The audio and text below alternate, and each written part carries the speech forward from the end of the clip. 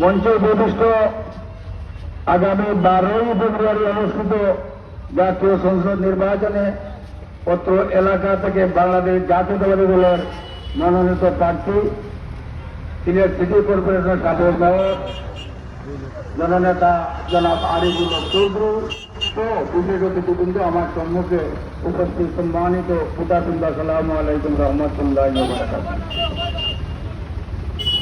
আমরা 12 তারিখ ভোট মাত্র আছে, মাঝে কত 15 দিন, তখন ভোটের ভিতরে 200 ওরা ধরে গেছে।